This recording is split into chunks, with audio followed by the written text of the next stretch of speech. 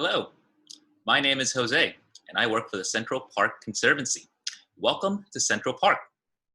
The Central Park Conservancy is the nonprofit that takes care of the park year-round. Because getting here is not an option for so many, we here at the Conservancy wanted to bring the park to you. Join us every Wednesday at 12:30 p.m. for a virtual lunchtime stroll. Today, we'll be exploring the mall. We'll be together for about 15 minutes. Most of the photos you'll be seeing here were taken by me within the last week. Before we get started, however, a bit of housekeeping. All participants are muted, but you can use the chat feature to say hello and comment. If you have a question, try using the Q&A feature. My colleagues Juan and Ryan will be answering your questions as we go along. You'll also be invited to participate in some polls, which will pop up on your screen during the program. I'll share the results once everyone has voted. So right now, let's go ahead and take a look at our map. Our walk this week will look pretty simple, as the mall itself is generally just a straight line. However, this area of the park is packed full of interesting things to see and do, as the statues here are some of the oldest in Central Park. This short walk will take us from the southern end of the mall at Literary Walk north to the concert ground. Along the way, we're going to see a number of things and landmarks that make this section so unique. So we'll start off our walk here at the Olmstead flowerbed, dedicated in 1972 to commemorate the 150th birthday of landscape architect Frederick Law Olmsted. Working alongside Calvert Vaux, Olmsted drew up what's called the Greensward Plan in the 1850s, which would serve as the blueprint for Central Park. He also would later go on to become a major force in urban park design throughout North America. The flower bed is usually much more vibrant in color at around April or May or so, but since it's already early summer, some of that color is starting to fade. Now, this photo was taken just a few weeks ago during peak bloom, and you can clearly see some of the beautiful flowers that are usually planted here by the Central Park Conservancy, including tulips, pansies, phlox, azaleas, and even Japanese maple, which you'll probably be able to see over on the right-hand side. Now, the first statue we're going to look at today is that of Christopher Columbus, which was crafted in bronze by Spanish artist Jerónimo Suñol and unveiled in 1894. It was meant to commemorate the 400th anniversary of the explorer's first landing in the Americas. This is actually only the second statue of Columbus in the park. There's a much bigger one in Columbus Circle that was dedicated 2 years prior, in 1892. To the east of the flower bed is William Shakespeare. In 1864, a groundbreaking ceremony was held here to celebrate the bard's 300th birthday, with famed actor Edwin Booth in attendance. However, the statue itself was not unveiled until 1872, more than 8 years after it was planned. The statue was crafted by John Quincy Adams Ward, who sculpted the Indian hunter statue nearby. Ward has a few other statues here in the park. Other ones include the Pilgrim on the east side and 72nd Street, and the 7th Regiment Memorial along the west side and 69th Street. And if we walk a few steps to the north, we'll see two literary giants facing each other on opposite sides of the mall. If you're joining us from Scotland today, then you'll be quite familiar with them. On our left is Robert Burns, who you can see right here in the image, whose poems include Auld Lang Syne, Scots Wha Hae, and A Red, Red Rose. He's depicted sitting on a tree stump with a quill pen in hand, writing a poem to his lost love, Mary Campbell. And over on our right-hand side, facing Robert Burns, is Sir Walter Scott, widely regarded as the creator of the historical novel. Some of his more famous works include Ivanhoe and Rob Roy. Both of these bronze statues were done by John Steele. Sir Walter Scott was dedicated in 1872, and Robert Burns 8 years later in 1880. Now, at this point, you'll begin to notice that most of the statues in this area of the mall are writers. And that's because we're in what's commonly referred to as Literary Walk. Now, this colorized photograph that we're looking at is from 1901, and it depicts a relatively quiet scenery in the mall. If you look on either side of the image, you can see Robert Burns and Walter Scott. Okay, so right now let's go ahead and conduct our first poll of the day. Poll number 1. Have you been to the Central Park Mall before? I'm going to go ahead and leave this poll up, and everybody can answer. Once we're all ready, I'll go ahead and share the results with everybody. But for now, let's go ahead and go on to our next stop on the tour. So we'll walk a little bit further up the mall for a little bit, and let's check out one more statue of a literary figure. Here we have American Fitz-Greene Halleck, who is the personal secretary of John Jacob Astor. These days, he's not usually regarded as a very famous or well-known person. During his time, however, he was indeed a very popular man. Among his fans were William Cullen Bryant, who was a newspaper editor, and President Abraham Lincoln, who was said to keep a copy of one of his books by his bedside. When the statue was unveiled in 1877, a crowd of about 10,000 showed up to pay their respects here at the mall. President Rutherford B. Hayes was also in attendance. This gathering was so large that it caused quite a bit of damage to the grass, forcing park officials to limit future crowds. Now, so far, all the statues that we've been looking at are all of men. In fact, Central Park currently has no actual statues of real-life historical women anywhere here in the park. We'll see this change in the upcoming months, however. The nonprofit group Monumental Women, which has spent the last several years hard at work to change this gender discrepancy, has raised funds to commission and install a monument dedicated to women's rights pioneers. This new monument will feature Sojourner Truth, Susan B. Anthony, and Elizabeth Cady Stanton. It's expected to be unveiled in August of this year, which of course is the 100th anniversary of the 19th Amendment of the Constitution, allowing women the right to vote. We can expect this new monument to be placed right here in this very spot, directly across from the Fitz-Greene Halleck statue.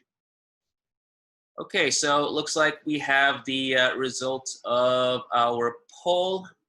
And let's go ahead and share the results right now. So it looks like 53% of you have, yes, been here to the park many, many times before.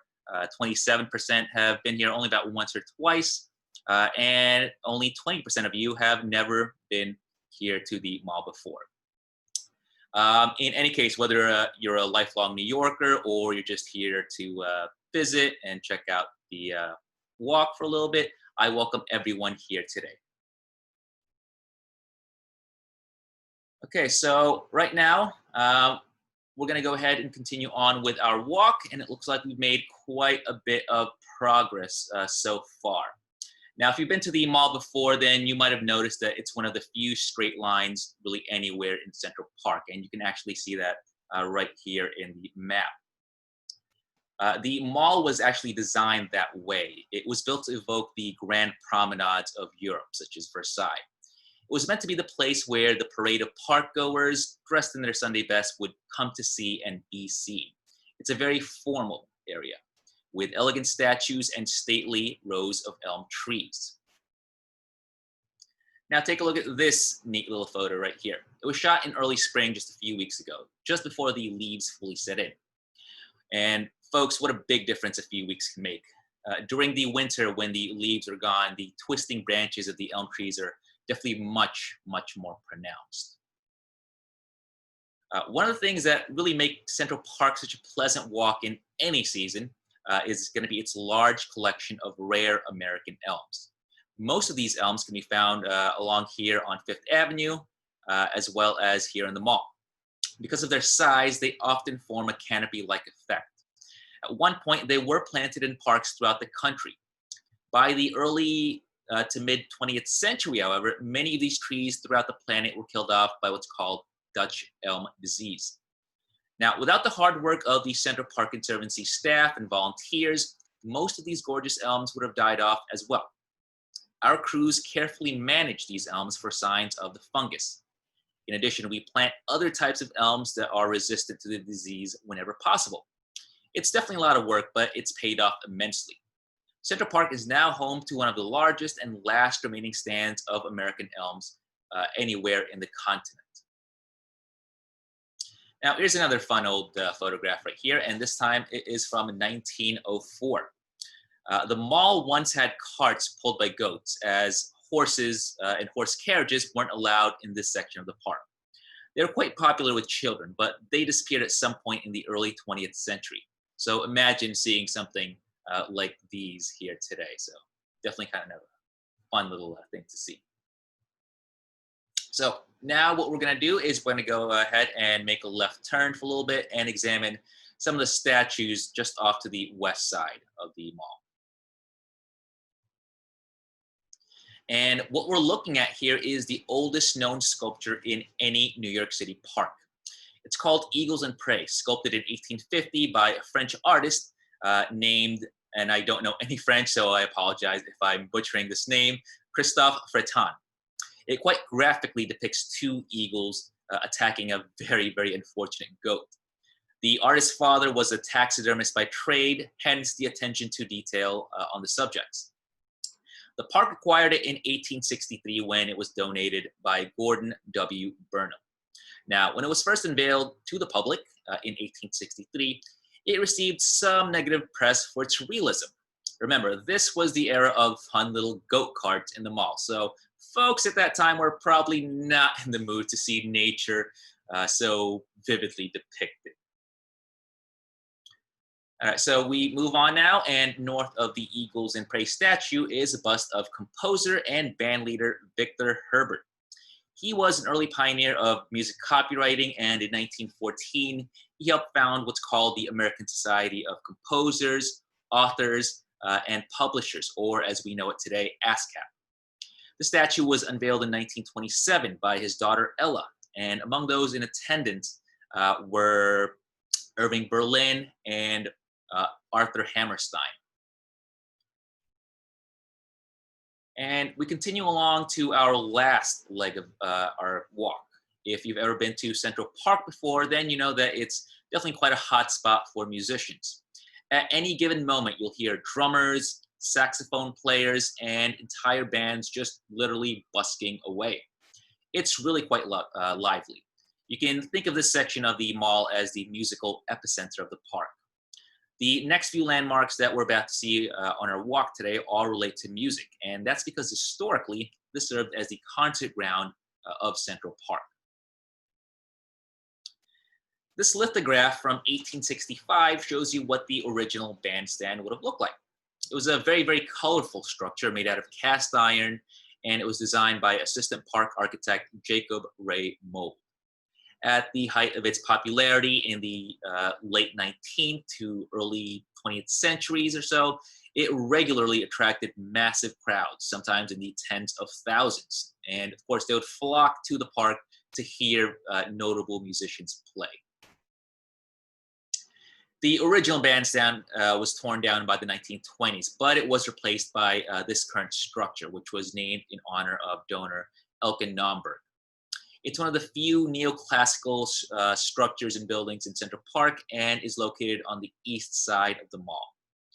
Now, the photograph that you're looking at right now is actually from a few years ago. As of this moment, the Central Park Conservancy is conducting major renovations to stabilize the structure. All right, so speaking of bandstands, let's go ahead and conduct our second poll of the day. Okay. And poll number 2. Which music pavilion do you prefer, the current Nomberg Band Show or the old Central Park Bandstand? Go ahead and vote right now. And once we have the results, again, we'll go ahead and reveal the results, okay? So for now, let's go ahead and make our way onto the next leg of our walk. Directly across from the band shell on the west side of the mall is a bronze bust of perhaps one of the most famous music makers of all time. This, of course, is going to be none other than Ludwig van Beethoven, and it was crafted by German-American artist Henry Behrer in 1884. It depicts the composer with his typically stern face. Right in front of him is an allegorical figure holding a lyre, representing the genius of music. Originally, this sculpture sat where the Naumburg bandshell is today, and on this spot was the original cast iron bandstand. Landmarks in the concert ground were rearranged a bit in the 1920s, so things can get a little bit confusing. All right, and this last statue that we're going to be looking at today is a bust of Friedrich Schiller, who was a noted dramatist, poet, and historian from Weimar in what is now Germany. If you're familiar with the story William Tell, then you can thank Mr. Schiller for writing it all down. It was one of the first sculptures installed in the park, and originally it actually had a brownstone base that was later replaced with granite. Like the Beethoven statue nearby, Schiller's bust was donated by the German-American community. Initially, it was placed in the Ramble, but since then, it's been moved here to the mall. All right, so it looks like everybody has voted, so let's go ahead and see the results of our poll. And it looks like 27% like the current Naumburg bandshell, 42% like the old bandstand, and about 31%, or close to about a third of you, say it's hard to say. It's definitely, they're both definitely equally beautiful. I myself happen to like the old bandstand, and I would love to see what it would have felt like to actually be in the audience of one of those concerts in the 19th century. Okay, so onwards towards our next item right here. And one last final historic image. This one is actually from 1865, which was just a few years after the park opened. What we're looking at right here is we're looking at it from the Bethesda Terrace, and we're looking south. You might be able to pick out certain landmarks in the stereograph, letting you know that this is indeed the mall. So there's the bandstand on the right-hand side, and you can certainly see the straight line of the pathway. But what's really interesting here is that the elms lining it are still very, very young. They don't yet form the beautiful canopy-like effect that they do today. You can also see that the city beyond hasn't quite yet developed this far uptown, and we can see virtually no tall, imposing towers. It's very remarkable to see the changes now, and yet at the same time, it's also striking to see how much of the mall has remained familiar to us since then. And with that, I thank you all for participating in our virtual stroll of the mall.